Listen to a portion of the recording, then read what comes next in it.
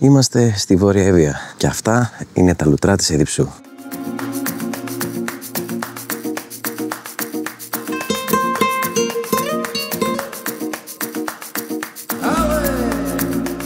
Εδιψός, ένας τόπος που δεν έρχεσαι μόνο για να τον δεις, αλλά για να τον νιώσεις. Βρισκόμαστε στην κεντρική πλατεία των λουτρών της Εδιψού, στην πλατεία Θερμοποτάμου, όπου πήρε το όνομά της από τον Θερμοπόταμο, τον ποταμό με τα ζεστά νερά που περνάει ακριβώς από κάτω μας και καταλήγει στη θάλασσα. Πίσω μας είναι και το άγαλμα του Ηρακλή που φτιάχτηκε εδώ πέρα για να μας θυμίζει ότι ακόμα και ο ίδιος ο ημίθεος Ηρακλής ερχόταν εδώ για να ξεκουραστεί μετά από τους άθλους του.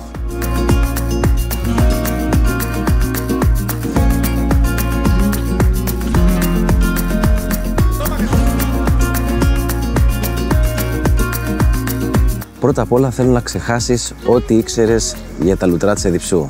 Δεν αποτελεί πλέον την Μύκονο των ηλικιωμένων όπως λέγανε παλιά, αλλά ένας προορισμός ο οποίος προσελκύει πάρα πολλούς νέους από διάφορες χώρες των Βαλκανίων και όχι μόνο, και έχει γίνει ένας προορισμός που θα έρθει να ξεκουράσεις την ψυχή και το σώμα σου. Μην περιμένεις να βρεις τρελή νυχτερινή ζωή όπως τα άλλα κοσμοπολίτικα νησιά, αλλά εδώ θα έρθεις να βρεις έναν τόπο όπου θα ηρεμήσεις, θα περάσεις καλά και θα θυμάσαι για πάντα. Έναν τόπο slow living που λέμε και στο χωριό μου.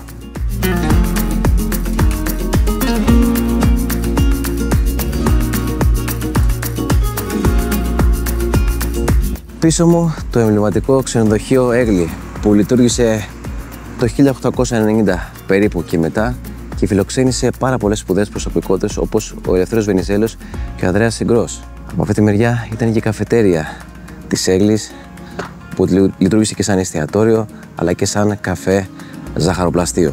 Η Έγλη είναι σαν την βασίλισσα της Εδιψού, παλιά, πρικισμένη και με πολύ μεγάλη έγλη. Θυμίζει τις παλιές καλές εποχές της Λουτρόπολης.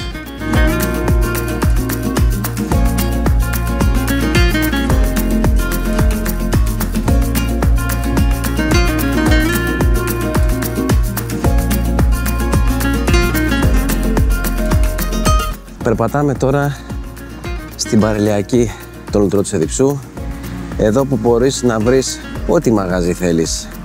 Να πηγείς το καφεδάκι σου, να πηγείς το χαλαρό ποτάκι σου, να φας μεζεδάκια, να φας το φαγητό σου, να φας την πίτσα σου. Γενικά είναι εδώ που χτυπάει ο παλμός της πόλης. Η καλύτερη ώρα να γνωρίσεις την πόλη είναι τέτοια ώρα που ήρθα και εγώ. Πολύ νωρίς το πρωί, που δεν έχει πολύ κόσμο έξω, για να ανακαλύψεις τα διάφορα μέρη που θα σου δείξω και σήμερα. Βέβαια, για να δεις την πόλη πραγματικά όμως, θα έρθεις το απογευματάκι που είναι γεμάτη από κόσμο που περπατάνε.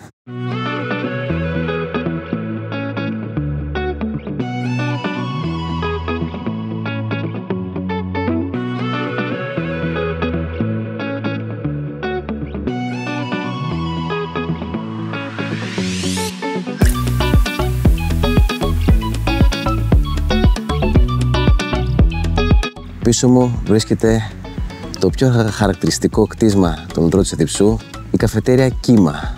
Είναι ένα κτίριο το οποίο βρίσκεται πασαλόπικτο μέσα στη θάλασσα, στηρίζεται δηλαδή πάνω σε πασάλους και αποτελούσε το σημείο κατατεθέν, το σημείο συνάντησης των λουτρών της Εδιψού της παλιά εποχής.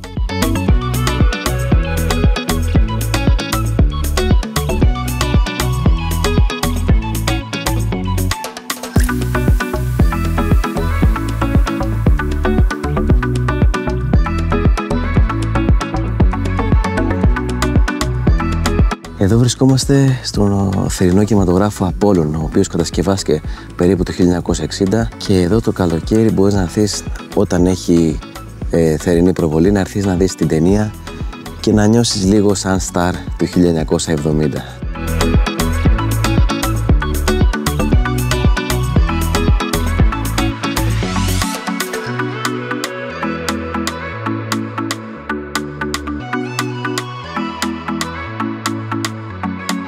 Το εμβληματικό ξενοδοχείο που βλέπουμε στα αριστερά μου είναι το ξενοδοχείο Θέρμε Σύλλα, το οποίο πήρε το όνομά του από τον στρατηγό, από τον Ρωμαίο στρατηγό Σύλλα, ο οποίος ερχόταν εδώ να κάνει τα μπάνια του και να θεραπευτεί από την αρθρίτιδα που είχε και λειτουργήσε από το 1896. Κατ' εμέ βρισκόμαστε στο καλύτερο σημείο του Λουτρό της Εδιψού, όπου είναι όλα τα χαρακτηριστικά κτίρια και μέρη που μπορείς να δεις στα Λουτρό της Εδιψού και η καλύτερη ισταγκραμμική και φωτογραφική γωνία της περιοχής.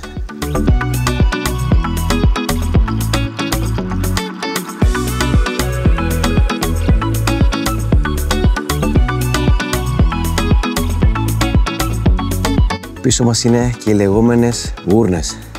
Εδώ που έρχονται δηλαδή και οι επισκέπτες αλλά και οι ντόπιοι και κάνουν τα ιαματικά τους μπάνια.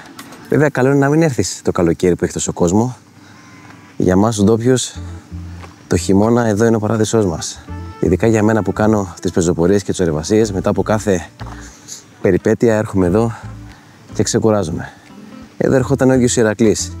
Εμείς δεν θα έρθουμε. Το πάρκο στα αριστερά μου είναι η επωνομαζόμενη Βουλή. Εδώ που έρχονται τα παιδάκια, έχει και παιδική χαρά πιο πάνω. Έρχονται όλος ο κόσμος να δροσιστεί από τα δέντρα, να ηρεμήσει, να πει μια κουβέντα.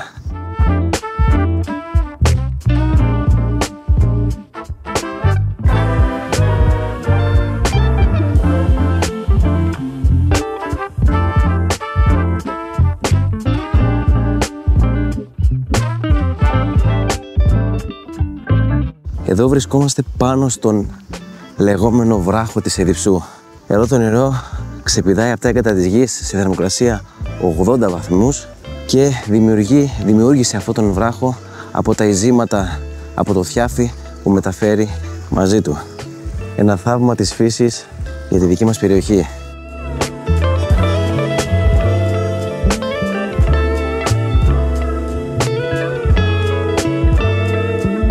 Απέναντι ακριβώς βρίσκονται τα εμβιβατικά ξενοδοχεία Στάδιον και Ηράκλειο. Λειτουργήσαν περίπου το 1920-1930 και αποτέλεσαν τα πρώτα μεγάλα ξενοδοχεία εδώ της Λουτρόπολης. Βέβαια τώρα είναι εγκαταλειμμένα, αλλά μας θυμίζουν την παλιά έγλη των Λουτρών της Εδιψού. Συνεχίζουμε να σας δείξω ακόμα κάποια ιστορικά κτίρια και θα σας πάω μετά στην πιο ωραία γειτονιά των Λουτρών της Εδιψού, στα 40 πλατάνια.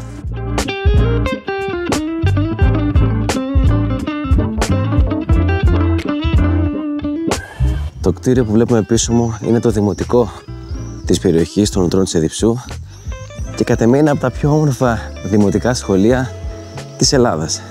Πέτρινο με πέτρα Εδιψού. Χαρά να έρχονται τα παιδάκια εδώ πέρα να κάνουν μάθημα και να βλέπουν και αυτή τη θέα κάτω στη θάλασσα. Τα παιδιά πίσω μου τσακώνονται, ο Ηρακλής και ο Λίχας. Σύμφωνα με τη μυθολογία, ο Ηρακλής, όπως είπαμε, ερχόταν εδώ στην περιοχή μετά από τους άθλους του και έκανε τα ιαματικά του μπάνια για να θεραπευτεί από την κούραση. Όμως, σε κάποια φάση της ζωής του, ο υπηρέτης του, ο Λίχας, του έφερε τον μολυσμένο χιτώνα από το αίμα του Νέσου που του είχε δώσει η σύζυγος του Ηρακλή, η Διάνυρα, για να τον τιμωρήσει επειδή ζήλευε. Τον φόρεσε και τον έπιασαν φρικτοί πόνοι και έτσι τον έπιασε, τον πέταξε απέναντι και δημιουργήθηκαν τα Λιχαδονήσια.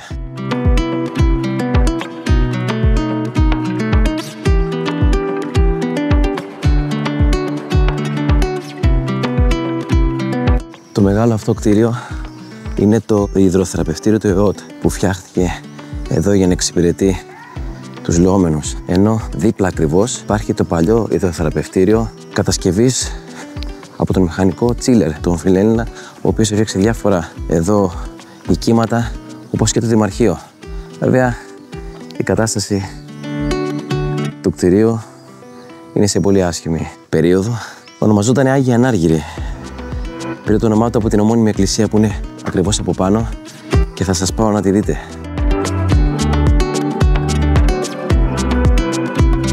Ένα άλλο πράγμα που θέλω να σου πω είναι ότι εδώ στην περιοχή μπορείς να κάνεις πάρα πολλά πράγματα. Καταρχήν μπορείς να κάνεις πεζοπορίες. Σας έχω δείξει πάρα πολλές διαδρομές στη γύρω περιοχή. Πολύ κοντά έχουμε καταράχτες, έχουμε κορυφές, έχουμε το Βαλάντι, έχουμε το Δελέθριο. Όρεξη να έχεις να περπατάς. Μπορείς να κάνεις ποδήλατο. Αν έχεις 4x4 μπορείς να κάνεις διαδρομές. Αν έχεις τρέλα με τις μηχανές μπορείς να κάνεις motocross. Πάρα πολλά πράγματα. Αν αγαπάς τη θάλασσα και το ψάρεμα, εννοείται μπορείς να πας για ψάρεμα, να νοικιάσεις ένα σκαφάκι και να κάνεις μια μίνι κρουαζιέρα. Μπορείς να κάνεις πάρα πολλά πράγματα. Απέναντι ακριβώς είναι μια πιο κοντινή άποψη των ξενοδοχείων Στάδιο και Ηράκλειο. Ενώ το κτίριο αυτό είναι το παλιό δημαρχείο, κατασκευής του 1920 και αυτό από το γερμανό φιλέλληνα Τσίλερ. Οδεύουμε σιγά σιγά προς την ομορφότερη συνοικία των Τρότσου Διψού, τα 40 πλατάνια. Μπορείς να πας από διάφορους τρόπους, από διάφορους δρόμους, αλλά πιο ωραίος για μένα είναι από την παραλιακή, για να έχεις και τη θέα.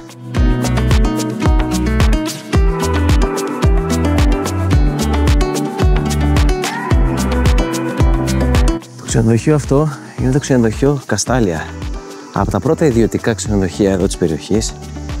Και ακούστε τι ιδιαιτερότητα έχει αυτό το ξενοδοχείο. Αποτελούσε τον τόπο διαμονής των έχρωμων επισκεπτών της τότε εποχής, μιας και υπήρχαν οι φιλετικές διακρίσεις εκείνη την εποχή. Ερχόταν δηλαδή οι μαύροι, να το πούμε λίγο πιο καθαρά, για να μην έρχονται σε επαφή με τους άλλους. Πολύ άσχημο αυτό. Αυτό που θα σου κάνει σίγουρα εντύπωση εδώ στο Λουτρά της Εδιψού είναι ότι από παντού θα βλέπεις να ξεπηδάνε ιαματικά νερά. Παντού έχει πηγές.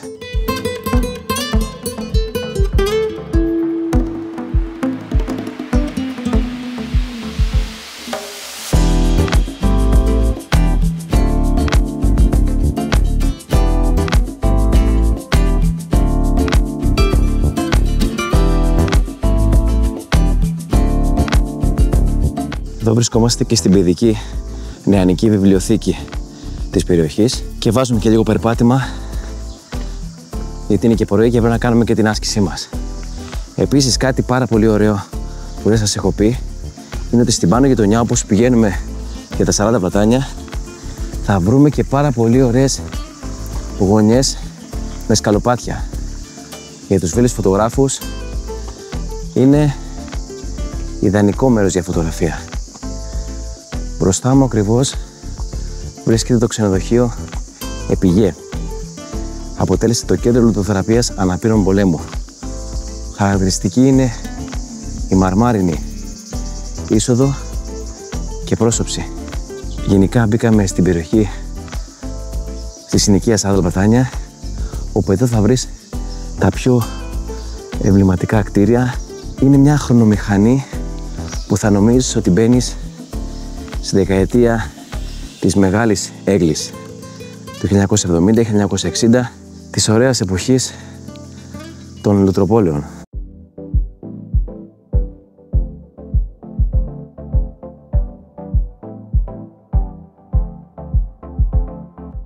Αν είσαι λίγο ρομαντικός και σου αρέσουν και οι βόλτες με τα τρενάκια, το απόγευμα υπάρχει ένα τουριστικό τρένο το οποίο σε κάνει μια περιήγηση σε όλα αυτά τα μέρη που σου έδειξα και σε φέρνει εδώ σε 40 πλατάνια να δεις και εδώ την περιοχή. Είναι ένα must που πρέπει να κάνεις αν έρθεις εδώ στα Λουτρά της Εδιψού.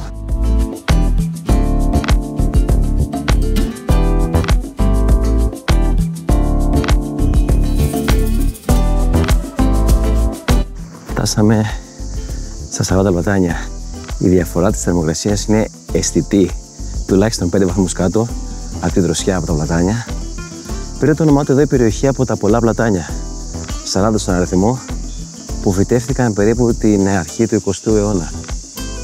Εδώ βρίσκονται και οι πηγές του Θερμοποτάμου, ενώ πίσω μου στο βάθος και πάνω στο βουνό είναι και ένα ρωμαϊκό υδραγωγείο το οποίο βρίσκεται ακόμα σε χρήση.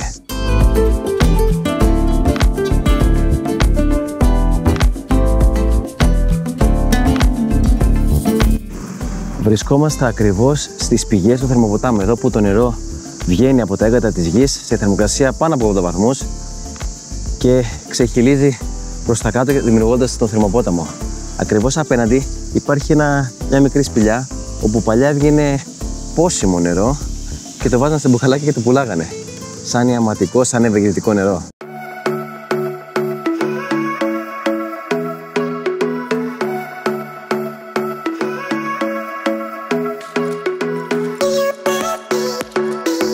Εδώ βρισκόμαστε στα γήπεδα της περιοχής.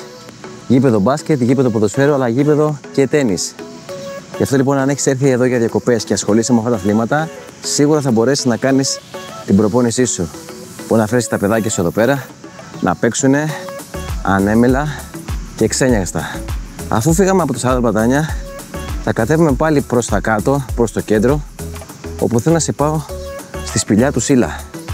Να δεις ακριβώς εκείνο το σημείο που ερχόταν ο Ρωμαίος στρατηγός και έκανε τα μπάνια του για να θεραπευτεί από την αρρώστια του. Στη σπηλιά αυτή μπορείς να πας με δύο τρόπους. Είτε αν βρίσκεστε κοντά στο κτίριο του ΕΟΤ και πάτε ακριβώς από πίσω, ανεβαίνει ένας δρόμος σε ένα μονοπάτι, είτε αν έρχεστε από την πάνω μεριά από τα γήπεδα και από την εκκλησία των Αγίων Ανεγύρων, έχει ακριβώς από πίσω ένα πλακόστρωτο για να το βρείτε. Δεν είναι κάτι δύσκολο, υπάρχει και στο Google Maps, όπως όλα τα άλλα τα αξιοθέατα που σας είπα.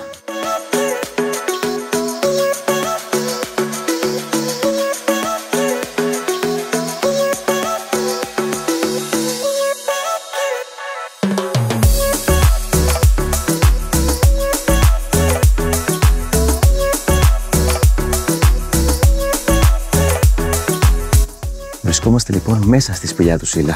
Εδώ που ερχόταν ο στρατηγός, ο Ρωμαίος στρατηγός Σίλας και έκανε τα μπάνια του περίπου το 84 π.Χ. Ήταν τόσο ξακουστά τα ιαματικά νερά της Λουτρόπολης που ολόκληρη η περιοχή εδώ πέρα ονομαζόταν Θέρμες Σίλα. Αν έρθετε και από την πλευρά που ήρθα εγώ από τους Αγίους Αναργύρους και δείτε το κτίριο του ΕΟΤ από πίσω, θα δείτε και τη διαχείριση των θερμών πηγών που κατανέμεται στα διάφορα ξενοδοχεία, αλλά και ελεύθερα κάτω που πάνε στις γούρνες.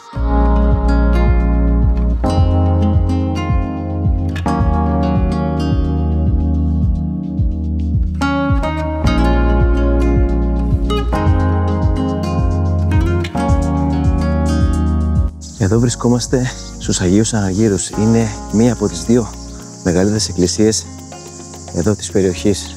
Πανέμορφη και η μία και η άλλη.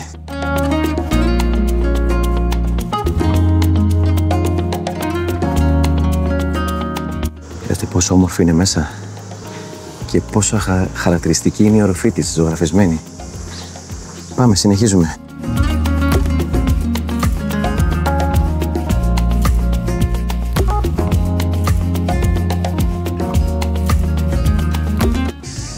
Εδώ βρισκόμαστε στον δεύτερο μεγαλύτερο ναό της Λουτρόπολης, στον Άγιο Παντελεήμονα. Ελάτε να σας πάω και μέσα.